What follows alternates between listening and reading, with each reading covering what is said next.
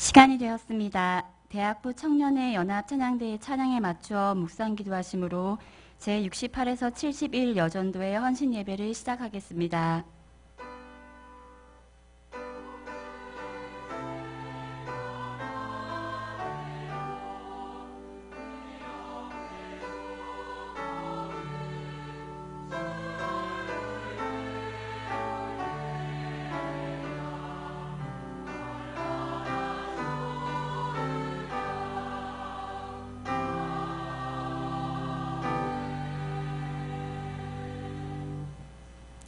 다 함께 찬송가 96장을 부르시겠습니다.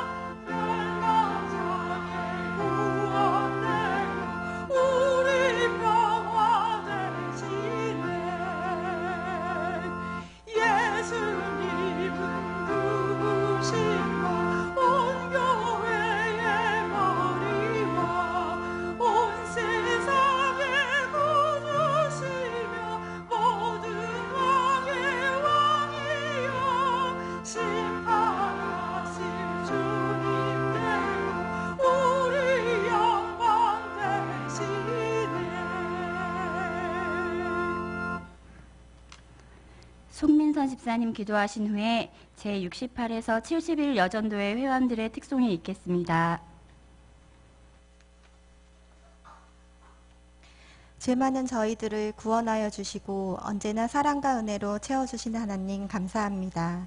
세상의 많은 즐거움과 제약 속에서 구별하여 주셔서 하나님의 사람으로 살아가게 하시는 주님, 저희들이 세상과 더욱 구분되어 오직 하나님의 나라만을 위하여 일하고 숨쉬며 기쁨으로 살아가게 하여 주옵소서. 그리하여 우리들의 자녀들을 양육하는 데도 세상과 구별되어 오직 주의 교양과 훈계로 양육하게 하시고 세상의 것들을 가르치기 전에 주님의 나라를 먼저 가르치고 주님의 은혜를 먼저 알도록 가르치는 부모들이 되게 하여 주옵소서.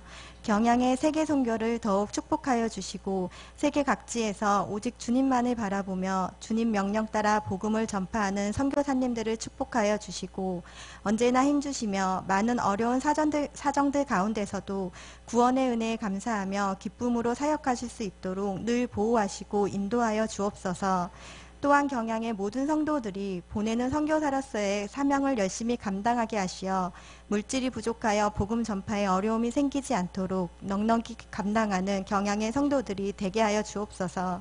다음 주부터 새소식반이 개강합니다. 새소식반을 통하여 태신자를 품고 해산하는 이들이 많아지게 하시고 새소식반을 통하여 아이들이 부모와 친구를 전도하는 은혜를 많은 선생님들이 경험하게 하여 주옵시며 협력교사들이 더욱 많아지게 하시어 힘이 들어 선생님들이 낙심되고 지쳐 새소식반 교사로서의 열심을 다하지 않는 일이 일어나지 않도록 더욱 담대함과 주님의 은혜에 감사하는 마음을 가득 채워 주옵소서.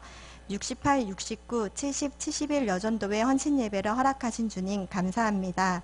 현명한 아내와 어미가 되게 하시고 언제나 기도하고 봉사하며 온전한 예물을 드림으로 더욱 헌신하는 여전도의 회원들이 되게 하옵소서.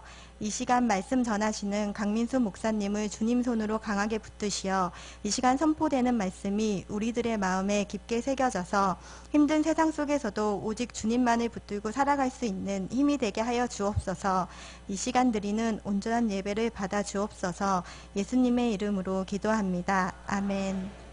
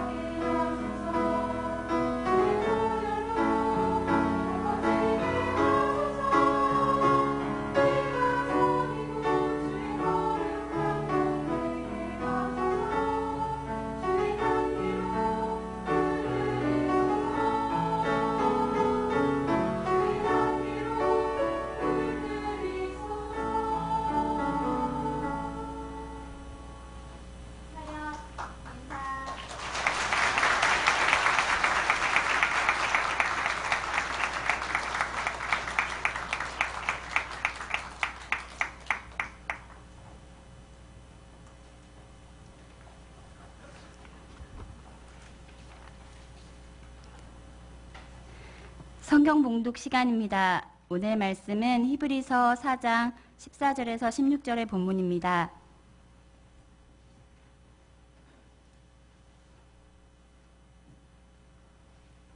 제가 14절을 봉독하겠습니다. 그러므로 우리에게 큰 대제사장이 계시니 승천하시니 곧 하나님의 아들 예수시라. 우리가 믿는 도리를 굳게 잡을지어다. 아멘. 대학부 청년의 연합 찬양대회 찬양이 있은 후 강민수 목사님께서 우리에게 큰 대제사장이 계시니라는 제목으로 말씀 전하시겠습니다. 많은 은혜 받으시기 바랍니다.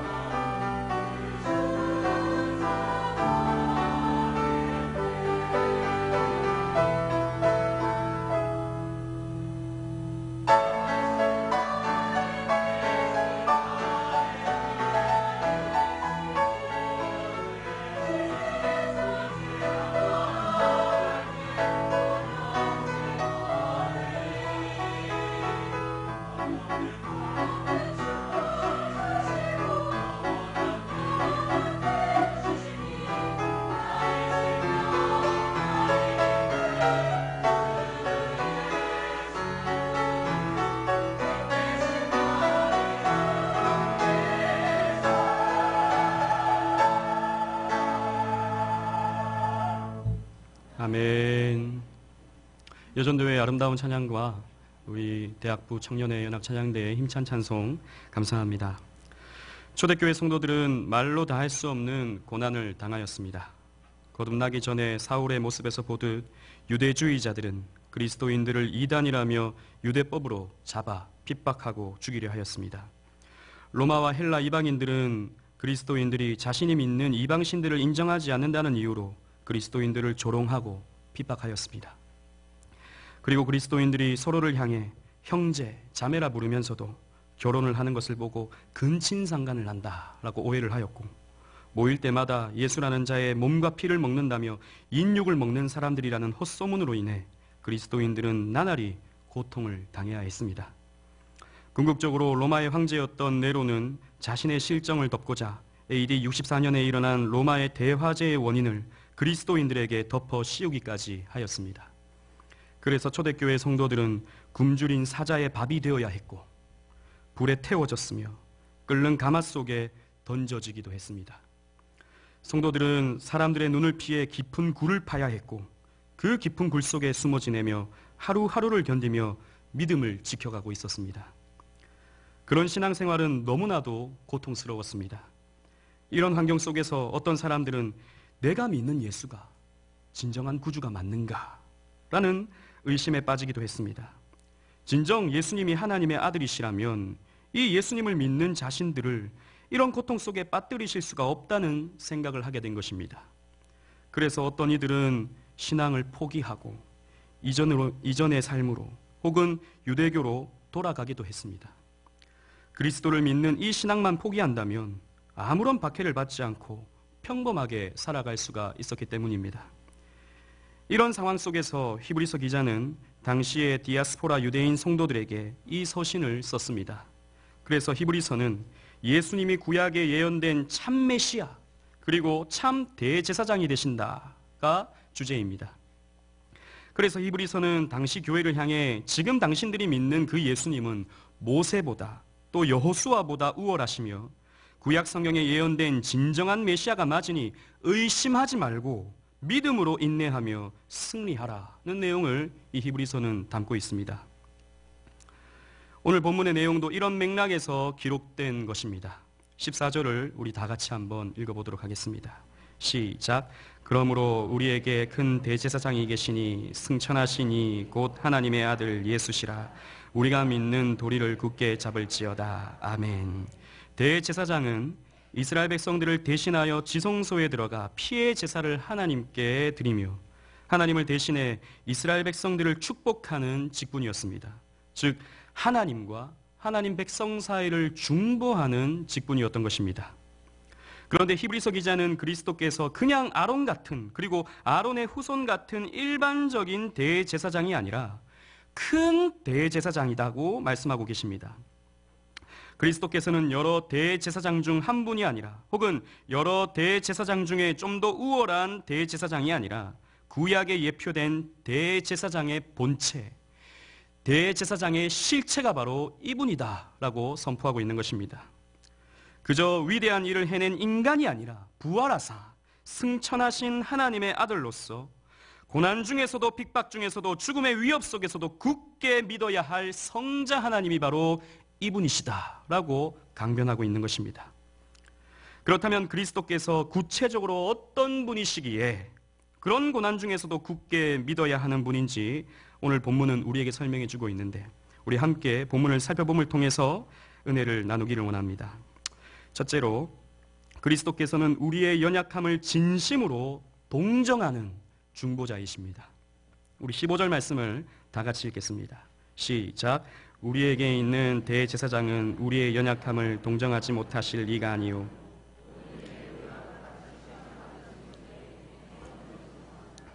아멘. 우리와 함께 계시는 대제사장 예수 그리스도께서는 우리가 인간으로서 겪는 연약함을 잘 이해하시고 우리를 진심으로 동정하는 분이십니다. 그리스도께서는 하나님의 위치에서 그저 하늘에서 우리를 내려다보시며 동정하는 것이 아닙니다. 그리스도께서는 사람이 되셨습니다. 사람의 모습으로 변장하신 것이 아닙니다. 사람의 속성 몇 가지를 가지신 것도 아닙니다. 예수님은 진짜 사람, 100% 사람이 되셨습니다. 그는 참 하나님이셨지만 동시에 참 사람이 되신 것입니다.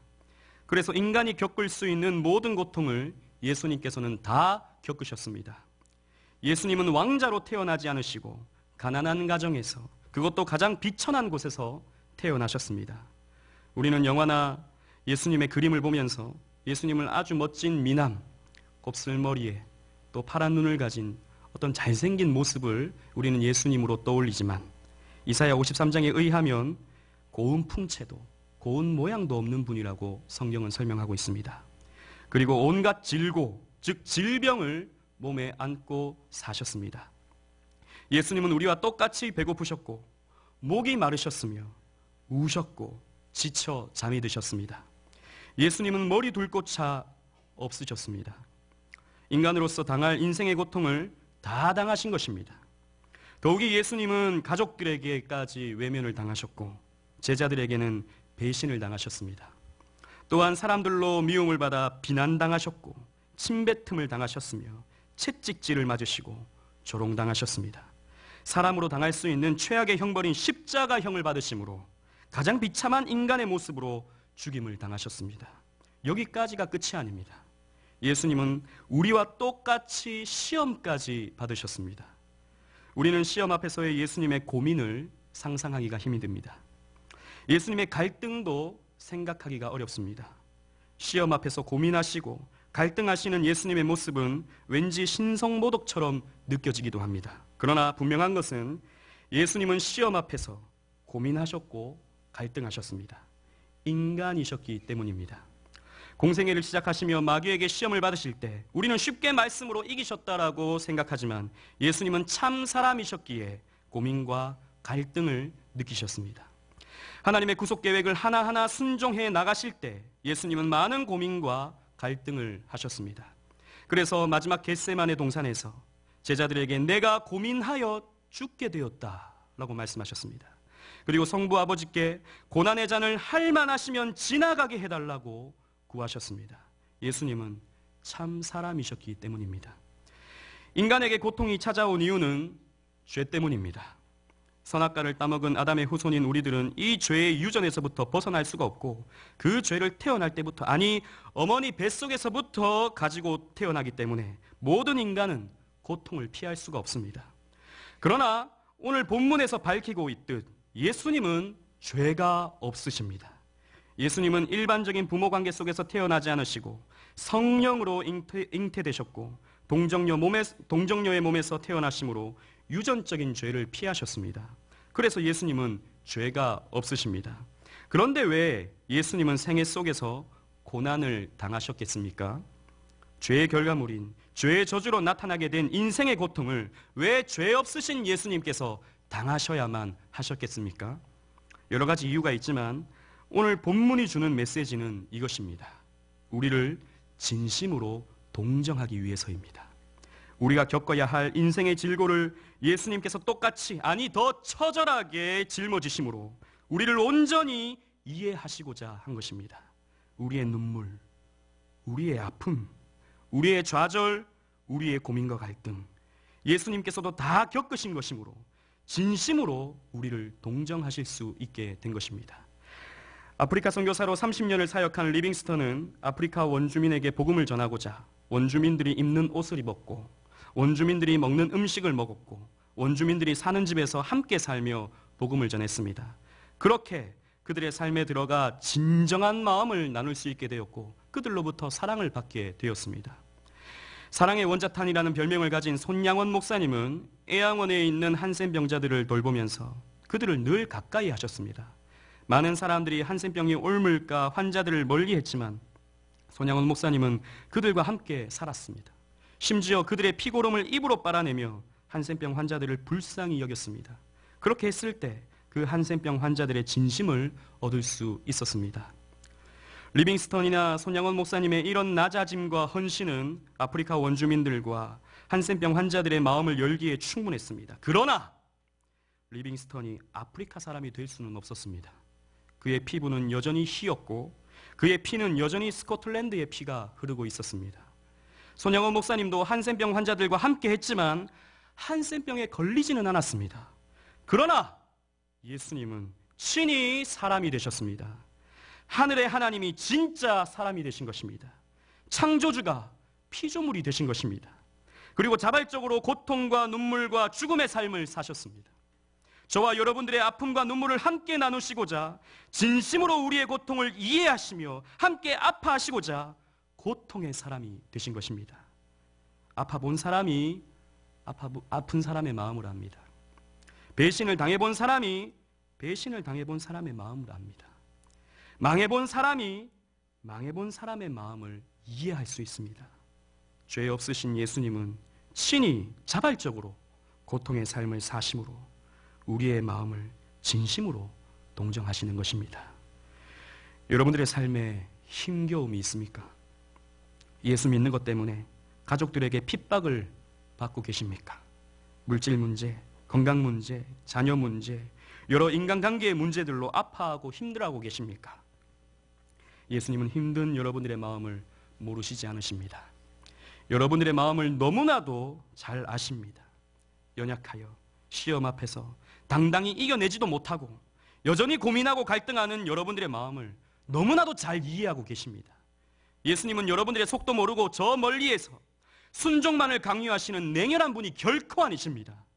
우리와 함께 눈물을 흘리시는 분이십니다. 우리의 연약도 우리의 부족함까지도 이해하시는 분이십니다.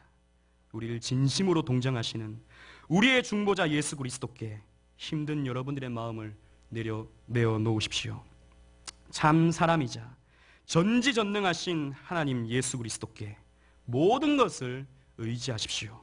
그렇게 함으로 아픔 속에서도 넉넉한 위로를 얻으시는 경양의 모든 성도님들이 되시기를 바랍니다.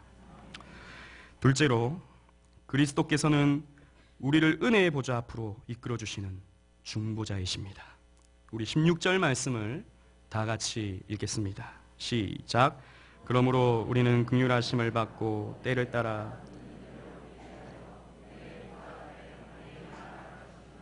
아멘. 우리는 그리스도의 중보 사역으로 긍휼하심을 얻습니다.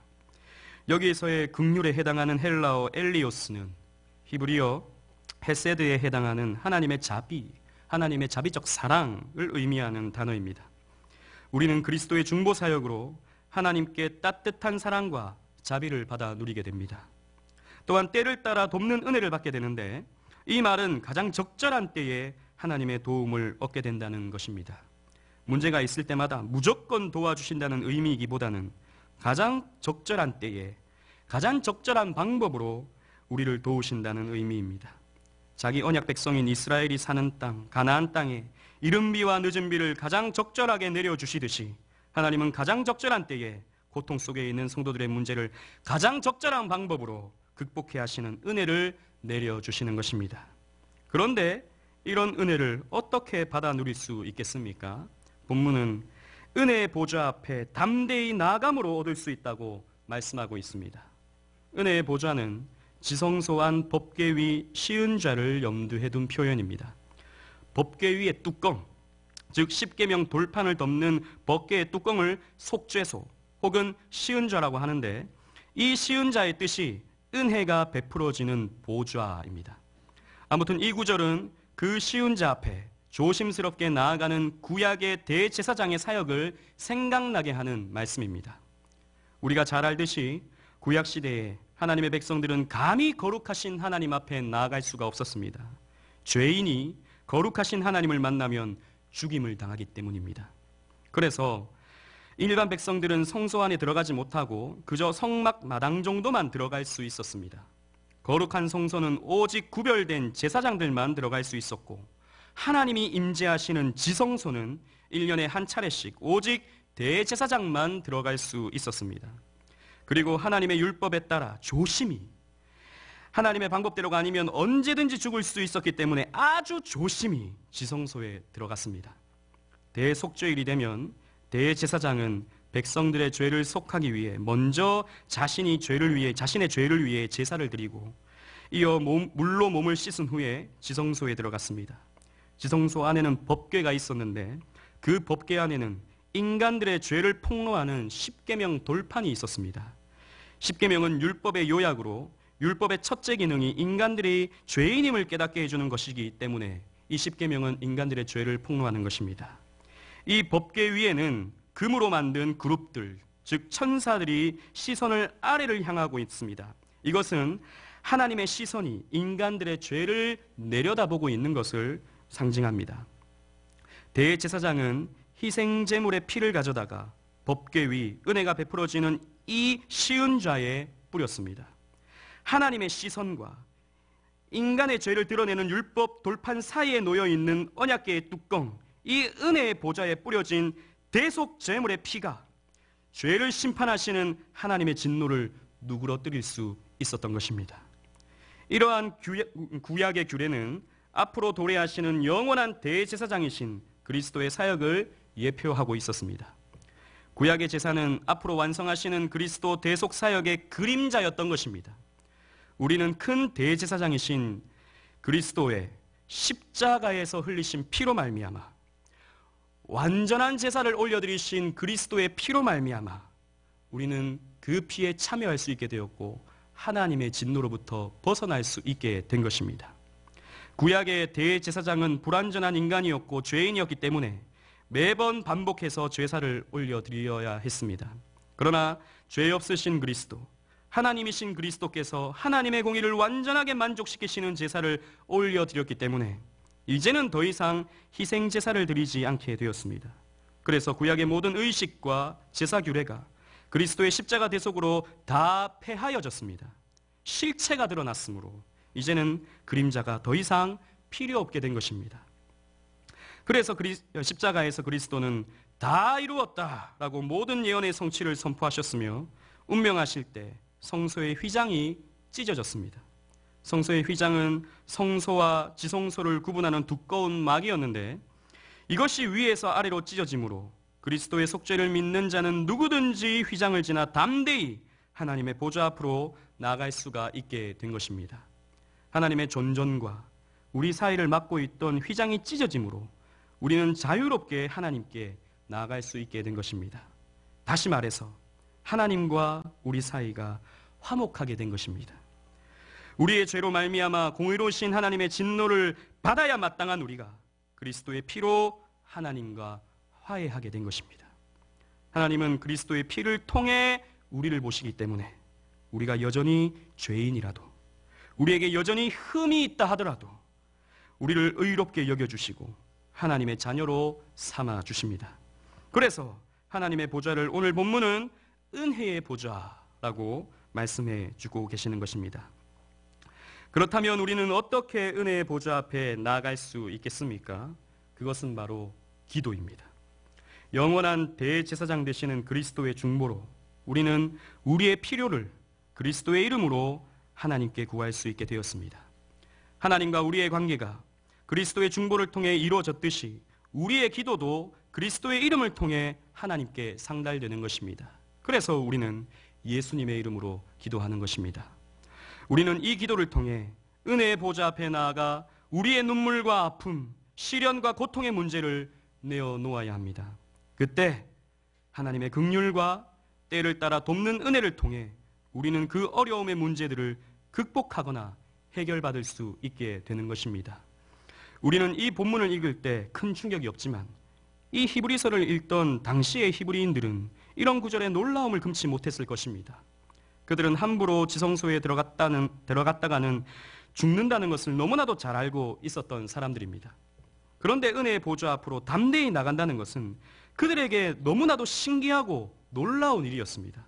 어떻게 죄를 가진 인간이 거룩하신 하나님의 존전으로 나아갈 수 있단 말입니까? 당시에는 로마의 황제에게도 함부로 나가지 못했습니다. 함부로 왕에게 나아갔다가는 죽임을 면치 못했을 것입니다. 이것은 오늘날에도 마찬가지입니다. 우리가 아무런 예고나 초청 없이 청와대 대통령 집무실에 들어간다면 아마 징역살이를 해야 될지도 모릅니다. 아니, 청와대 정문도 통과하지 못할 것입니다. 그런데 우주의 왕이신, 왕 중의 왕이신 하나님의 보좌에 담대히 나아갈 수 있다니요. 그것도 자신들의 문제와 억울함을 하나님께 직접 토로할 수 있다니요. 이 구절은 당시 히브리인들에게는 엄청난 충격이었던 것입니다. 곰곰이 생각해보면 이 시대를 살아가는 우리에게도 이 사실은 정말 놀라운 은혜가 됩니다. 여러분, 서울시장은 우리를 잘 만나주지 않습니다. 대통령은 평생 살면서 한번 만나기도 어렵습니다. 얼굴 보기도 힘듭니다. 하지만 이 세상 만물을 다스리고 통치하시는 전지전능하신 하나님께는 우리는 언제든지 만날 수 있고 언제든지 대화할 수 있고 우리의 고통과 아픔과 눈물과 어려움들을 다 토로할 수 있습니다. 제사장을 통하지 않고 굳이 목사를 통하지 않고서도 기도를 통해 우리는 바로 하나님께 우리의 문제를 아뢰고 가장 적절한 방법으로 해결을 받을 수 있게 되는 것입니다. 그런데 문제는 우리가 잘 구하지 않는다는 것입니다. 잘 구하지 않는 이유는 우리가 기도의 능력을 잘 믿지 못하기 때문입니다. 기도해 봐도 별 다를 바가 없더라는 것입니다. 그래서 체념하고 살아갑니다. 어차피 남들 다 힘들게 사는 것이니까 자신도 그냥 하루하루 힘들게 살아갑니다. 이것은 불신앙입니다. 하나님의 능력과 지혜를 무시하는 것입니다. 하나님이 도움 없이도 얼마든지 살 수 있다는 교만입니다. 그래서 기도에 대한 많은 글을 쓴 E.M. 바운지라는 사람은 이렇게 말했습니다. 기도하지 않는 사람만큼 교만한 사람이 없고 기도하는 사람만큼 겸손한 사람이 없다. 기도한다는 것이 무엇을 의미합니까? 하나님을 의지한다는 것입니다. 기도한다는 것은 내 뜻이 아닌 하나님의 뜻을 구한다는 것입니다. 여러분, 기도한다고 우리가 모든 문제가 해결되지는 않습니다. 초대교회 성도들은 누구보다도 뜨겁게 기도했지만 그들은 한평생 굴 속에서 태어나 바깥 햇볕 한번 보지 못한 채 굴 속에서 죽는 사람들이 부지기수였습니다. 기도한다고 내가 바라는 대로 모든 일들이 척척 움직여지지 않습니다. 하지만 기도할 때 하나님이 우리를 버리지 않으시고 우리를 긍휼히 여기시며 따뜻한 자비를 베풀어 주신다는 것을 우리는 느낄 수 있습니다. 또한 때를 따라 돕는 은혜를 통해 내 뜻대로가 아닌 하나님의 뜻대로, 내 방법대로가 아닌 하나님의 방법대로, 나의 때가 아닌 하나님의 때에 가장 좋고 적절한 방법으로 역사하시는 하나님을 통해 오늘의 힘겨움, 오늘의 눈물 이겨낼 수가 있는 것입니다. 또 한편으로 기도하지 않는 이유는 지나치게 겸손하여 나는 하나님께 도움을 받을 자격이 없다고 생각하는 것입니다. 자신이 너무나도 많은 죄를 짓고 살아가기 때문에 또 온전히 순종하지 못하고 불충하는 삶을 살기 때문에 감히 하나님께 은혜를 구하거나 축복을 구하는 것은 면목이 없고 염치 없는 짓이라고 생각하는 것입니다. 이렇게 생각하는 사람들에게 스펄전 목사님은 본문을 설교하면서 이렇게 선포하였습니다. 잘 들어보십시오. 만일 그 보좌가 은혜의 보좌가 아니라면 여러분들에게, 성도 여러분들에게조차 저는 기도하라고 말할 수 없을 것입니다. 하물며 죄인인 여러분에게는 더 기도에 대해 말할 수 없을 것입니다. 그러나 지금 저는 여기에 있는 모든 죄인들에게 이 말을 하려고 합니다. 비록 자신이 이제껏 존재했던 가장 극악한 죄인이라 생각한다 할지라도 만날 만할 때에 주님께 부르짖고 그분을 찾으십시오. 은혜의 보좌는 여러분에게 가장 적합한 장소입니다. 무릎으로 나아가십시오. 단순한 믿음으로 여러분들의 구주에게 나아가십시오. 그곳은 은혜의 보좌이기 때문입니다. 라고 스펄전 목사님은 설교했습니다. 이 자리에 있는 성도님들 중에서도 삶이 고달프고 힘에 겨운 분들이 혹시 계십니까? 기도를 통해 은혜의 보좌 앞으로 나아가시기를 바랍니다. 여러분의 구할 것을 감사함으로 하나님께 아뢰시기를 바랍니다. 단순한 믿음으로 그 보좌 앞에 나아가십시오. 하나님은 긍휼을 베풀어 주시고 때를 따라 돕는 은혜를 여러분들에게 베풀어 주실 것입니다. 중보자 그리스도께서 열어놓으신 그 은혜의 보좌 앞으로 더 가까이 나아가시는 경양의 성도님들이 되시기를 바랍니다. 사랑하는 경양의 성도 여러분, 헌신을 다짐하시는 68에서 71 여전도회 회원 여러분, 초대교회 성도들은 이 서신을 읽고 따뜻한 위로와 또 도전을 받았습니다. 그리스도께서 자신의 고통을 누구보다도 진심으로 동정하고 계신다는 말을 들었을 때, 그 글을 읽게 되었을 때 그들은 말할 수 없는 위로를 받게 되었습니다. 그리고 그리스도의 중보로 자신들의 고통과 아픔을 은혜의 보좌 앞으로 나아가 하나님께 아뢰음을 통해 하나님의 오묘하신 뜻을 헤아릴 수 있게 되었습니다. 그래서 그들은 그 힘으로 자신의 믿는 도리를 굳게 잡을 수 있었고 믿음을 끝까지 지켜낼 수 있었습니다. 초대교회 성도들이 믿음을 지킨 결과 하나님의 때에 하나님의 방법으로 기독교는 AD 313년 밀라노 칙령을 통해 공인이 되고 결국 로마의 국교가 되어 로마가 차지한 온 땅에 교회가 세워지게 되었고 온 땅이 하나님의 이름을 자유로이 부를 수 있게 되었습니다. 우리의 인생도 결코 녹록하진 않습니다. 야곱과 같이 우리 인생도 험악한 세월의 연속입니다. 고라자손같이 우리의 인생인 눈물 골짜기를 지나는 것 같습니다. 가난과 질병, 고민과 갈등이 끊임없이 우리 뒤를 따라옵니다. 그래서 하나님을 믿는 나에게 어떻게 이런 일이 생기는가? 하나님 앞에서 충성한 나에게 어떻게 이렇게 안 좋은 일만 자꾸 생겨나는가? 이런 시험과 이런 의심과 이런 고민들이 우리를 늘 괴롭힙니다. 특히 세속화된 이 세상에서 믿음을 지키고 살아간다는 것이 너무나도 외로운 일이 되었고 답답한 일이 되고 말았습니다. 우리는 사방으로 우겨쌈을 당하는 것 같고 세상은 점점 교회를 조롱거리로 삼고 있는 것 같습니다. 교회를 향한 공격은 더 커지는 것 같고 그로 말미암아 우리는 더 위축되는 것 같이 느껴집니다. 그러나 바로 이때 우리의 큰 대제사장, 우리의 중보자 예수 그리스도를 우리는 바라보아야 합니다. 그리고 우리가 믿는 도리를 굳게 붙잡아야 합니다. 흔들림 없이, 타협 없이, 의심하지 말고 유일하신 중보자 예수 그리스도를 우리는 붙잡아야 합니다. 그렇게 할 때 우리는 우리를 동정하시는 예수 그리스도를 만날 수 있게 되는 것입니다. 그렇게 할 때 우리에게 긍휼을 베푸시며 때를 따라 돕는 은혜를 베푸시는 하나님의 은혜를 우리는 받아 누릴 수 있게 되는 것입니다. 그렇게 하심으로 믿는 도리를 굳게 붙잡으심으로 끝까지 믿음을 지켜가시는 이 험악한 세상을 끝까지 믿음을 지켜서 승리하시는 모든 경향의 성도님들 되시기를 주님 이름으로 축원합니다.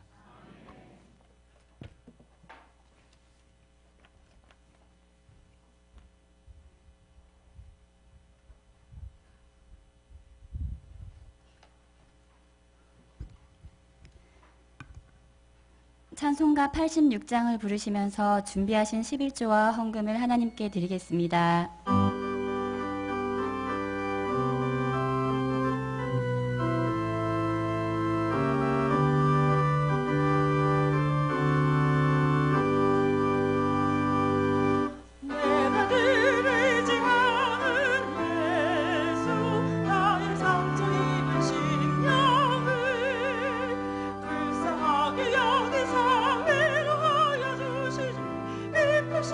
나의 소원치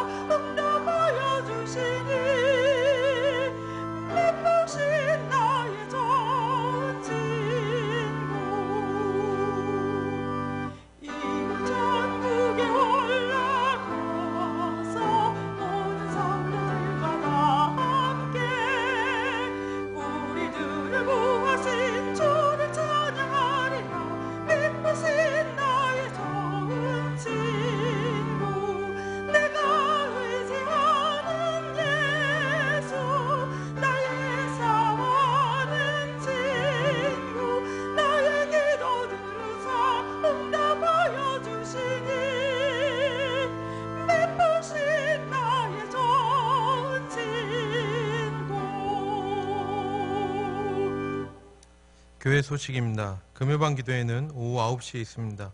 금주 기도회 중 특성은 고등 2부 SFC 교사활동이 준비하시겠습니다. 2017년 하반기 태신자각기 운동이 금주 주일부터 시작되겠습니다. 주일 낮에는 새소식반 개강 모임, 남녀여전도회 연합회 원래회, 경양 어린이 문화교실 개강 모임, 경양 비전기도회, 썬컨가든 동판 제막식, 교구 친선리그, 제네바 신학대학원 후원회 원래회 및 기도회가 있으며 밤에는 새소식반 헌신예배가 있겠습니다. 예배 후 구역장 성경 공부가 있습니다. 구역장님께서는 교구별로 자리에 앉아주시기 바랍니다. 감사합니다. 이어서 여전도회 소식입니다. 제68에서 71 여전도회 헌신예배를 허락하신 하나님께 감사를 드립니다. 말씀을 전해주신 강민수 목사님, 찬양을 해주신 대학부 청년회 연합찬양대, 헌금을 위한 기도와 축도해 주실 담임 목사님께 감사드립니다. 제68 여전도회는 83년생, 69 여전도회는 84에서 85년생, 70 여전도회는 86에서 88년생, 71 여전도회는 89년생 이상으로 구성되어 있습니다. 주변에 이에 해당되는 성도님이 계시면 저희들과 함께 여전도회 활동에 참여할 수 있도록 권면해 주시기 바랍니다. 오늘 우리 교회에 처음 나오셨거나 등록을 원하시는 분들은 예배가 끝난 후 친교실로 오셔서 담당 교육자님의 기도와 교회에서 준비한 선물을 받으신 후에 돌아가시기 바랍니다. 다 함께 송령 246장을 부르신 후에 담임 목사님 나오셔서 헌금을 위한 기도와 축도해 주심으로 제68에서 71 여전도회 헌신 예배를 모두 마치겠습니다.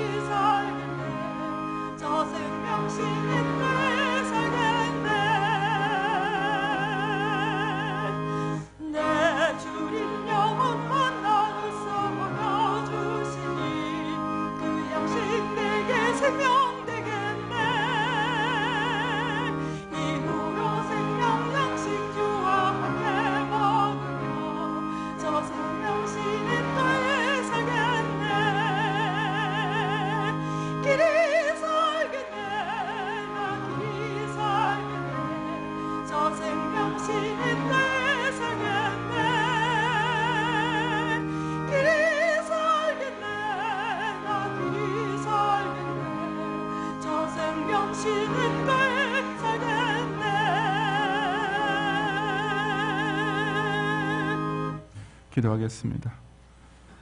주님, 오늘 밤에도 8월의 마지막 또 3일 예배를 통하여서 우리로 하여금 세우신 사도와 기록된 말씀을 통해서 은혜 받게 하시고 이 땅에서 아직까지 우리의 삶에 눈물 골짜기 같은 많은 고민과 시험과 또 신앙생활의 이런 박해와 고통도 남아있지만 우리의 큰 대상 예수님만을 더 굳게 믿고 따라감으로써 이 믿는 도리 안에서 승리하는 놀라운 은혜를 우리 경의 모든 성도들이 꼭 가슴에 새기고 그런 신앙의 용사들로 거듭나는 시간 될 수 있도록 은혜를 더하여 주시옵소서. 이 밤에 드린 모든 우리 찬양과 또 물질의 예물을 주님께서 기쁘시게 연락해 주시옵시고 우리 경외의 성도들의 매일의 삶 가운데 그 영원히 잘된 자에게 약속하신 범사의 형통함이 또 이번 주말까지도 각 가정과 또 학업과 직장과 생업을, 기업을 통하여서 풍성하게 나타날 수 있도록 은혜를 더하여 주시옵소서. 예수 그리스도의 은혜와 하나님의 사랑과 성령님의 감화 감동, 인도와 보호하심이 우리의 삶에 여러 가지 고난과 핍박이 남았을지라도 우리의 믿는 도리가 되신 큰 대장 예수님께서 진심 우리의 연약함을 동정해 주고 계시며 또 우리로 하여금 더 큰 은혜의 보좌 앞으로 마음껏 나아갈 수 있도록 인도하는 중보자 되심을 확신함으로써 끝까지 승리하고 그 저 천국의 하나님 보좌 앞에 영원히 함께 서기 원하는 사랑하는 경영의 모든 성도들과 특별히 밤에 헌신 예배를 드리는 68, 69, 70, 71 여전도 회원들 위해 이제로부터 영원히 함께 있을지어다. 아멘.